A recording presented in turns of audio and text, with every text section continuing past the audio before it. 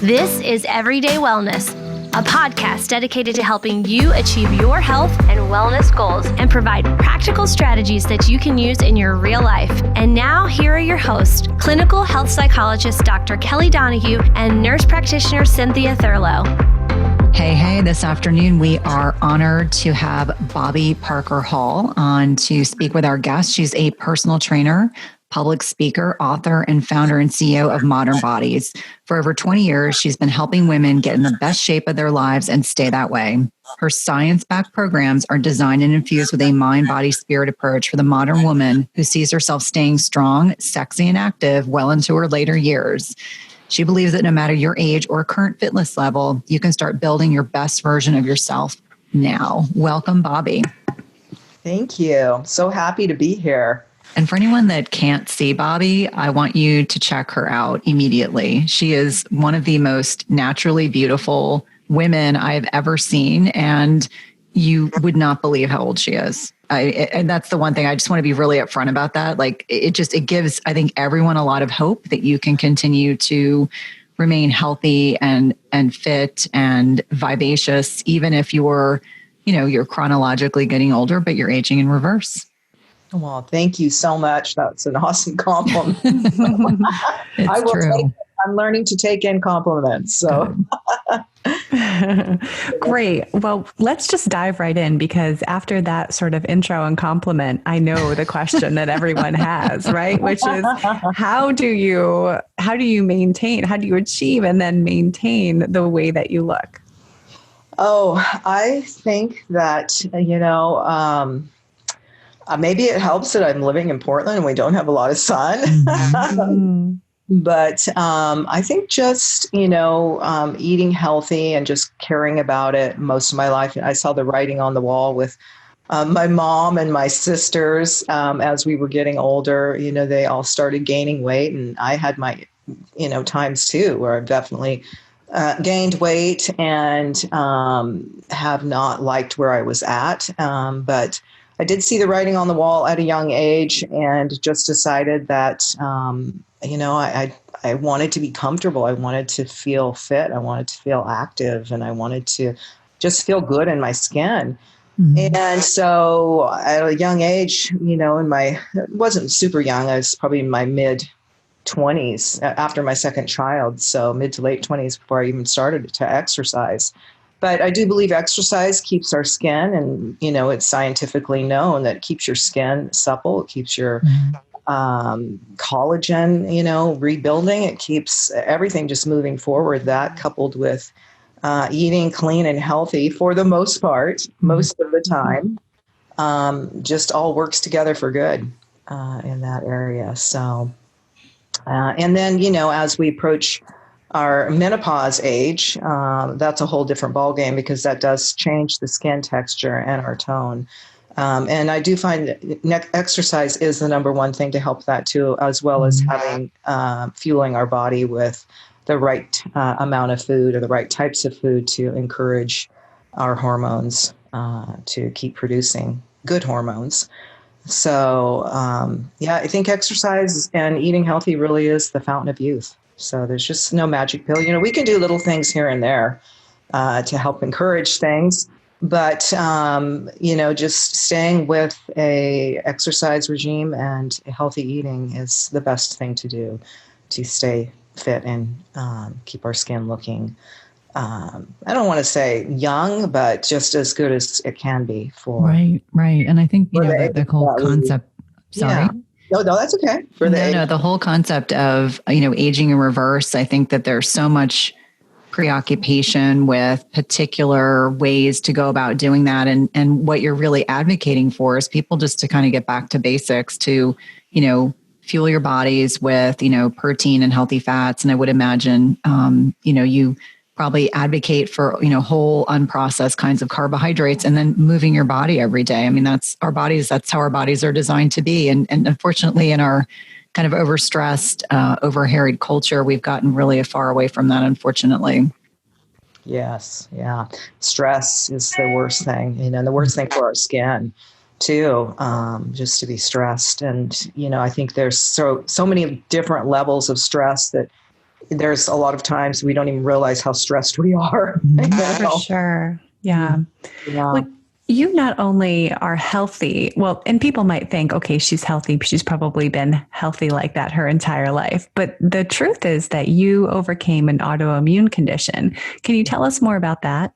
Yes. Well, speaking of stress, so I was in a marriage for 30 years, and it just continued to get worse. We had so many things happening that we tried to work out. And, whenever you're in a stressful situation, and it's such a big deal because it's your marriage and you have kids, you're just hyper focused on what you can do to make that better. And so that was my main focus all the time, especially the last 10 years. I'm not saying the whole time was bad, but it really took a turn for the worse the last 10 years. And so it was very stressful. And I believe that that's what contributed to me getting an autoimmune disease. It's called granuloma annulare, and it affects the skin. And so I noticed one day this ring-like patch around my elbow, and it kind of itched. So I thought, well, that's weird. Then I had one on my other elbow. And so it was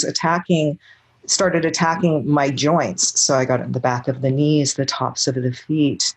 And then it was spreading even to my inner thighs and then my shoulders.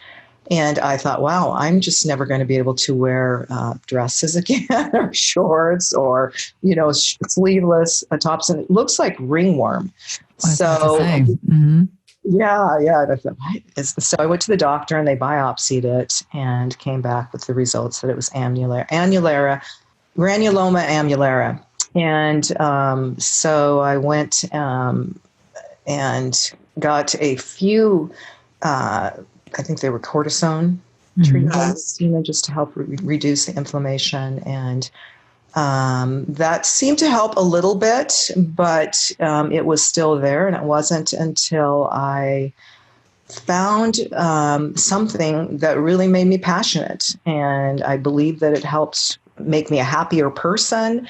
And that was competing in my first bikini competition. And so it sounds crazy, but at age 54, a girlfriend asked me to do it. And I said, why not? I was just at that point where I needed something new. I needed something fresh in my life. And so I went ahead and took the challenge. And about a year later, the disease was gone. So, wow. Yeah, I don't know if it's coupled with focused healthy eating, or just doing something for me at that time of life that just made me feel really good about myself, brought me joy, gave me something to focus on other than the things that were going on negatively in my marriage. I think that's a really important point. And it makes me wonder how many women stay in situations like that, whether it's a marriage or a work situation or other types of relationships that are really negative and stress inducing. And I'm curious what you think about that and why you think women give up on their dreams, whether it's dreams of having an amazing body or dreams of finding out and pursuing who they really are. I think it's fear. I know for me it was.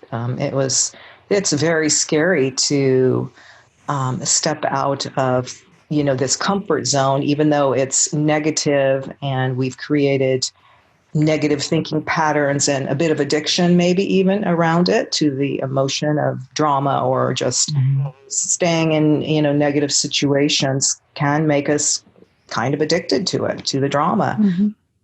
So that could be part of it. I'm sure there's a whole host of things, and it's different for everybody, but I think that the basic thing probably is fear, and then just not having faith, not really believing that our bodies can change at this age, because we're told, that once you're over a certain age, that there's not much hope. So for achieving a fit body again. Now, women today are breaking those barriers like never before. And so many people to be fit over 50 now is it's not a difficult thing. So it's very doable. But we also are, not our stereotypes, but just, there is really a stereotypical look for a woman over 50, that's changing now. So, if we think about our mothers and what they thought they were going to look like at 50, a lot of us think of a grandma that's, baggy triceps and all the whole thing, So it's just totally changed our perception of what we can be. And I'm just trying to help women catch that vision, because it is totally doable and there is hope. So no matter what age you are. Now I'm looking at women who are 70 because I'm 61 and I'm going, wow, you look amazing. And, that are staying fit. And so it's very encouraging. No, I think we all encourage one another. I know that there are people probably younger than where I am. I'm 48, and probably, dispel disbelief that they can't believe a woman in her latter 40s can still be fit and feel good about herself. And I just think that there's definitely a revolution in terms of mindset, largely, that many women are starting to realize that there's so much potential, and those limiting beliefs really need to be slayed. And I look at my mom's generation. My mom and I have some very kind of open conversations about and dialogue about the whole aging process. And one of the things that she told me was, back when I was your age, like I just didn't know as much about nutrition, and, exercise wasn't something that was really stressed. My mom's in her 70s, very successful, very career-driven person. And she said, I wonder how many of us would have aged differently if we had known what was possible when we were younger. And, I always take that to heart, that, inspiring younger people, inspiring our own peers, inspiring people that are older than us, I think is all something that we can contribute to the common good.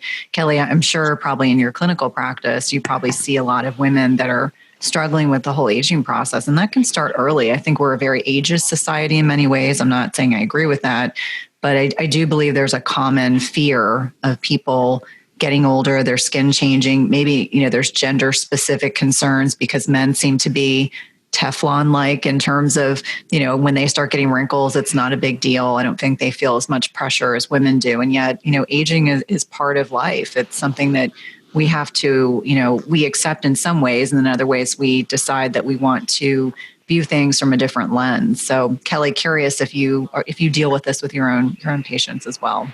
I do. And oftentimes it's around the limiting beliefs that we have around healing, really. So not only do people come in and have issues that they're dealing with and have limiting beliefs around their ability to get better, but I also think that with regard to not wanting to age or not wanting to look a certain way, that creates a lot of anxiety in and of itself. And we know what anxiety does to our nervous system. I mean, it's not a pretty picture when we think about living in that sympathetic stress response all the time. We can't use the functions of our body to produce things that relate to health because we're so focused just on survival. And I think that relates back to what Bobbi was saying earlier about being in that relationship, which was just focused on survival and there wasn't room for anything else.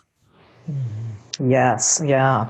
I think that I was hyper-focused on that. And once I started to focus on a dream that I had, that made all the difference in the world for me. And it actually gave me a lot of confidence in myself that I could make it on my own.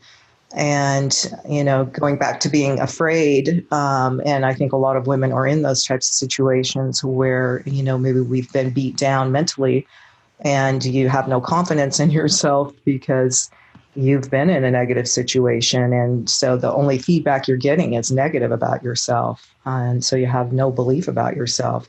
So anyway, when I did finally step out of that and did my first bikini competition, it did give me the confidence to then about a year later, step out of that unhealthy situation in my marriage and start my life over again at 55. So, and it's been great ever since. I honestly have never looked back. It was a sad time for sure. And, it's all worked out for the best for now. So. Well, I think it's so great that people can see that and have a model for reinventing themselves or just living their best life at any age. And I think that oftentimes people don't have that belief for themselves.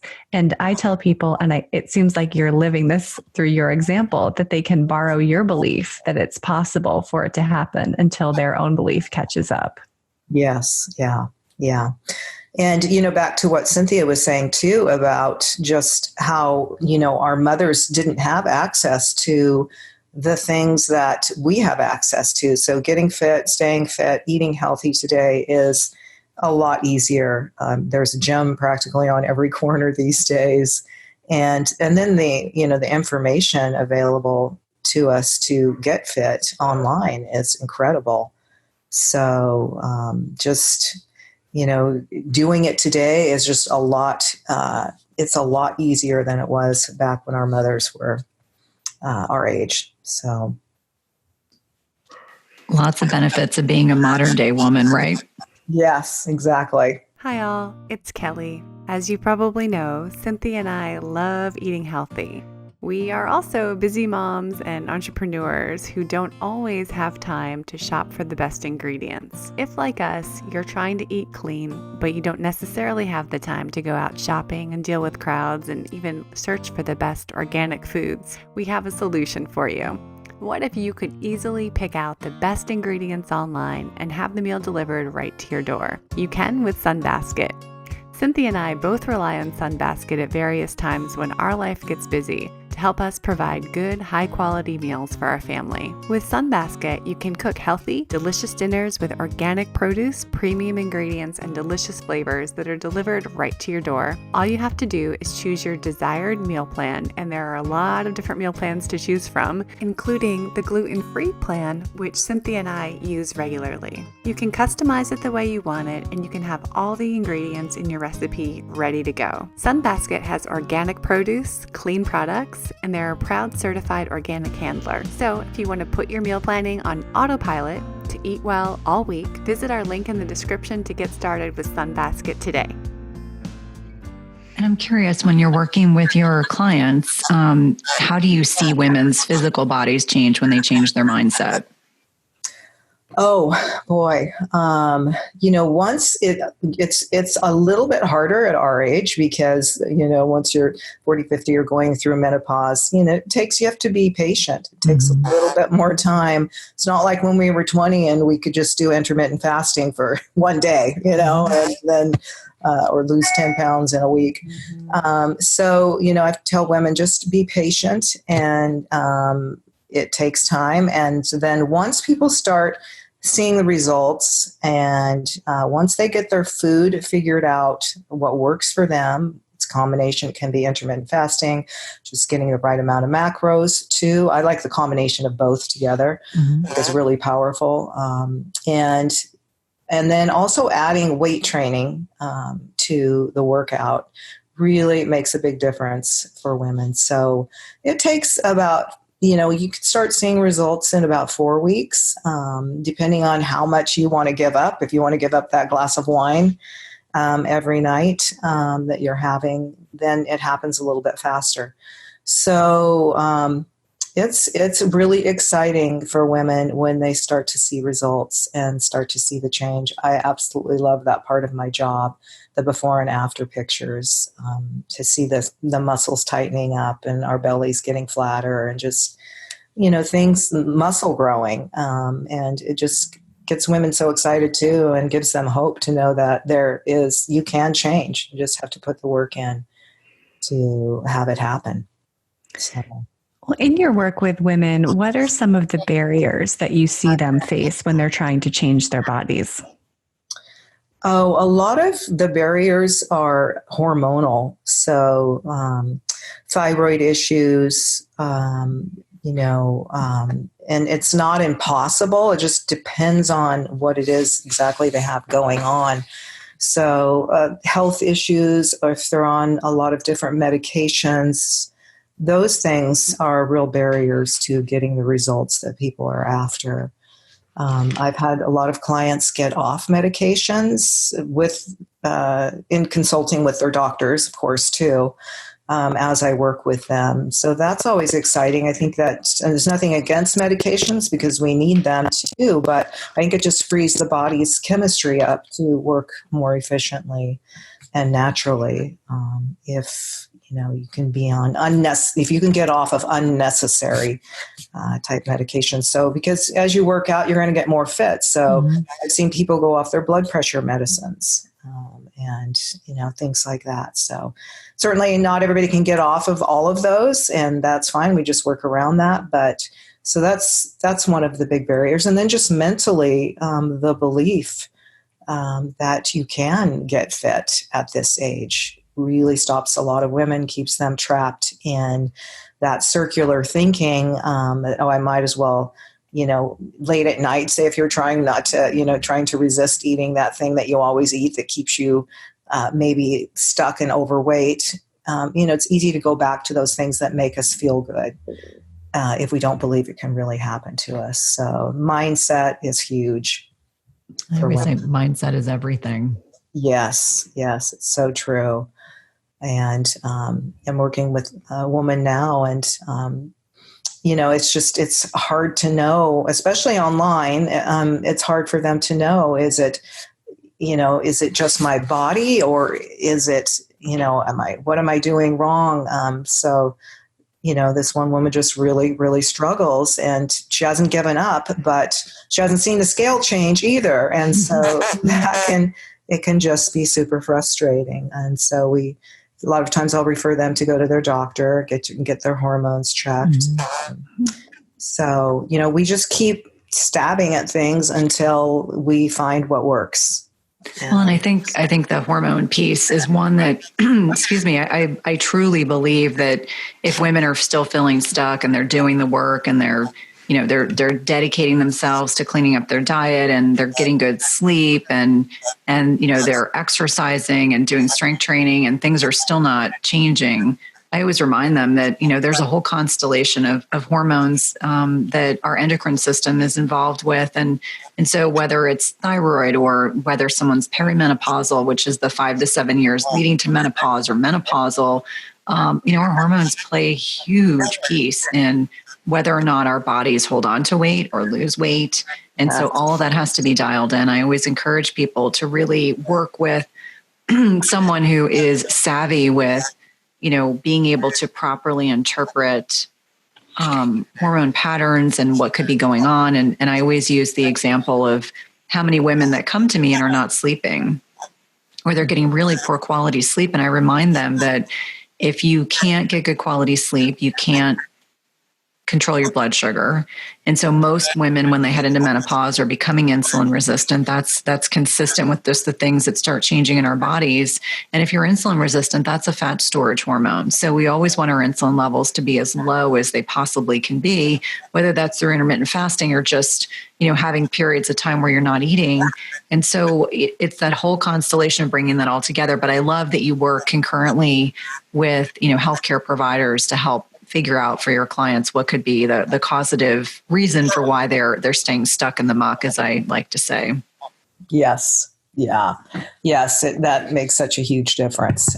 But not everybody can use the hormones, or, so then when they can't, it's, you just do what you can through exercise and food, because that's going to produce good hormones too. But I started on bioidentical hormones 5 years ago, and right after my first bikini competition. And so, it's not a magic pill. You still have to put the work in, but it definitely helps. And your sleep is amazing. So, and yes, sleep is so important. I think they just came out with a new study about sleep too. I've been hearing a lot about how, we always know it's important, but now more than ever, they know that it is just huge for getting it fit, getting in shape, and just daily functioning. I know it is for me. Yeah. Well, Cynthia and I are both believers of and protectors of our sleep, for sure. And I think that it's sometimes hard for people, especially women who are very used to doing and taking care of others, to realize the value of sleep, which is basically not doing, but it's really protecting and prioritizing that time and doing the things you need to do throughout the day that will set you up for being able to sleep. And so I'm curious, do you work with your clients on sleep? Do you talk about that in detail with them? Oh, yes. I do quite a bit because, you can't grow muscle if you don't get adequate sleep. There's just, you can't put in a good amount of energy towards your workout. It's a lot harder if you don't get a good amount of sleep. Your body's just, not going to function well if we don't sleep. So yes, that's a big thing. And I know it's a big problem for women too, with going through menopause. I mean, I was there. There was a time where I'd wake up, at 3 every morning, just wide awake and couldn't go back to sleep. And maybe it came with a hot flash too. So that is a real problem. And I do address that quite a bit with women. And, there's some herbal things you can use until you can figure out your hormones. And I try and stay away from any, type of pharmaceutical for that, of course. But, there's some really great teas out there. And then just a good hard workout will help too, or walk or have your sleep routine down where you're maybe meditating or taking a bath with lavender, and putting on a meditation tape before you go to sleep. All those things help towards good sleep. No, I think that's really key, is that it becomes a ritual or a practice. My husband knows that I'm very protective. Yeah. And one of the things I started committing myself to, because I have a dog that, if you can believe this, probably has been eating too much and not getting enough dog exercise. And so I committed I was going to get out with him, because I have 2, out with him every morning and give him a good long walk. And, so it's allowed me to get some sun exposure first thing in the morning. That's one of the things I always recommend to female clients, that, light exposure in the morning. We have receptors on our skin and in our eyes that, respond to that and help regulate our circadian rhythm pattern. And that's the cortisol response that for many of us is really dysregulated as we're aging. And so I get out with the dog and he's getting exercise and I'm getting exercise on top of what I do. But I agree with you that physical activity for women is really critical, and not only for, ensuring that we're not losing muscle mass, which is something called sarcopenia that happens as we get older as a normal function of aging, but we don't want that to happen. The more lean muscle mass we have, the more flexibility we get metabolically, as also with our food and our nutrition, and helps us sleep better. There's so many benefits. So if you've got a pet, or if you've got a kiddo, get them out on their bikes, even though it's chilly this time of the year here in the Washington, D.C. area. I'm like, no excuses. You can all put a cat. I've been going out looking ridiculous with a hat and big down parka and everything else. And my dog's loving it. So hopefully he's going to get back to his healthy doggy weight. And I'll get, more light exposure. But I agree with you that it needs to really be a ritual and something we are protective of. I know Kelly and I laugh about how protective we are about our sleep in the evenings. And turn your phone off, get yourself in a bath, whether it's magnesium or essential oils or, whatever your passion project is. But so what are some of the supplements, the non-pharmaceutical things that you like to suggest to your clients? I'm curious. I bet you they probably align with things that Kelly and I recommend as well. Yeah. For sleep, there is a great tea. It's called Peaceful Mint. Mm-hmm. And I don't know if you've heard of it. It's by Four Sigmatic. I love Four Sigmatic. Yeah, I didn't know they had that tea. It is fantastic. It really just kind of takes you down a notch and helps you relax. So it's one of the best sleep teas I have ever found. So that's great. And then also taking magnesium internally. So that calm drink is wonderful, although it does kind of build up in your body after a while. So if you haven't used it for a while, then it works really great. And then you have to kind of take a break from it. It kind of loosens your stools a little too much too, if you take too much. But So that helps. And then as far as there's a lot of things that women can use too for hormones. So there's a lot of great, like there's a yen formula by, I think it's called Sun Potion. And that helps women that are just starting to go through menopause. And there's, some things I cannot pronounce properly, but they will help a little bit as far as balancing your hormones. There's some maca. There's, I think it's called Muca Purina. Maybe you know the correct pronunciation of it. But these are all adaptogen herbs that are fantastic. I used for a long time before I got on my bioidentical hormones. There's pine pollen, more of an estrogen or more of a testosterone builder. So there's a variety of things. If people want a list too, they can always email me and I'm happy to send it to them. It's best to maybe work with a naturopath on that type of thing, but there are over-the-counter things that you can buy that can help you to release stress, to encourage hormones also. So, yeah. That's great. Thanks for sharing that with us. And you mentioned people emailing you. So I'm curious, if people do want to learn more about what you do or work with you, can you tell us what you offer and where people can find you? Yeah. But people can find me. My email is Bobbi Fitness, and that's Bobbi with an I, at Gmail. And then my website is bobbiparker-hall.com.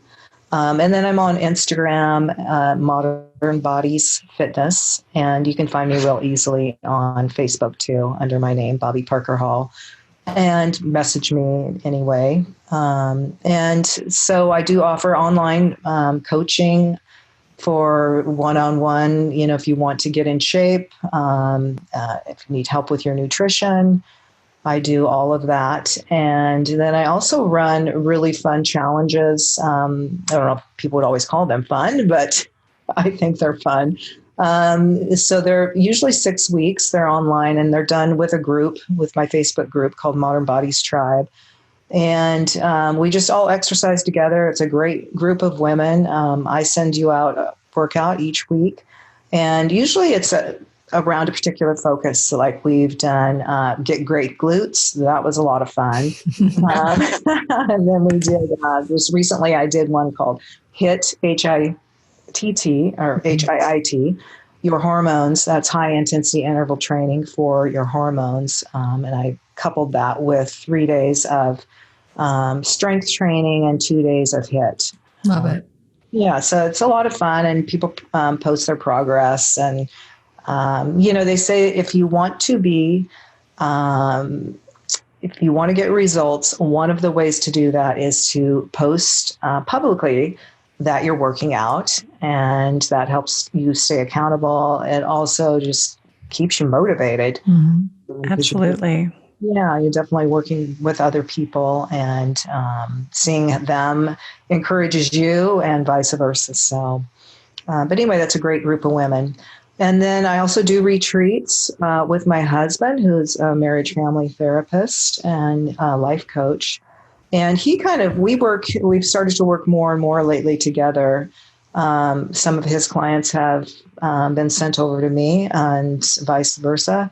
So he works really well with the mindset end of things, and I work really well with the physical end of things. So we have put together a couple retreats for this year.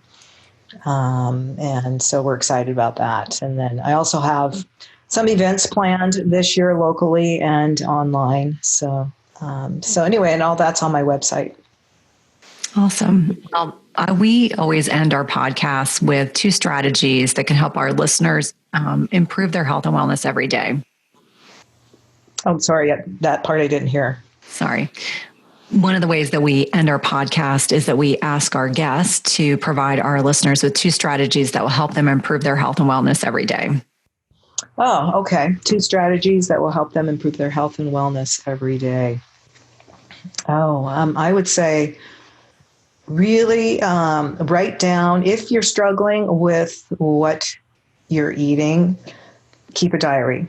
I think that's huge. And keep a diary each time that you work out. I did that for the first year that I started exercising when I was 28 years old.